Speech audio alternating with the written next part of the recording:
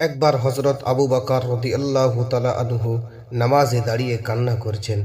নামাজ শেষে একজন সাহাবী তাকে জিজ্ঞেস করলেন, হে আবু বকর, আপনি নামাজে দাঁড়িয়ে কান্না করলেন কেন?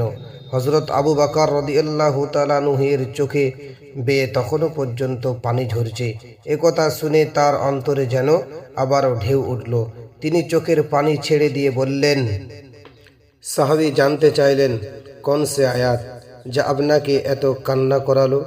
তখন আবু বকর রাদিয়াল্লাহু তাআলা আনহু বলেন, এই আয়াতটি হলো সে আয়াত, হে বান্দা, আমি তোমার জানমাল কিনে নিলাম, বিনিময়ে আমি তোমাকে জান্নাত দিয়ে দিলাম। তাওবা আয়াত নাম্বার 111। সাহাবী ভেবেছিলেন জাহান্নামের শাস্তির কোন আয়াত হবে হয়তো, এই জন্য আবু বকর এমন কান্না করেছেন। কিন্তু এই আয়াত শুনে সাহাবী একটু অবাক হয়ে বললেন এবং আবু বকরকে জিজ্ঞেস করে বললেন, হে আবু বকর, এ তো খুশির খবর, আল্লাহ আমাদের জানমালের বিনিময়ে আমাদের জান্নাত দান করবেন, এখানে কান্নার কি আছে?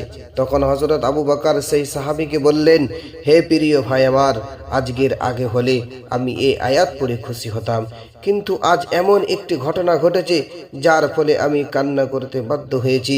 তখন সেই সাহাবী জানতে চেয়ে বললেন, হে আবু বকর, আমাকে বলুন কি এমন ঘটনা? পরের পাঠে দেওয়া হবে ইনশাআল্লাহ।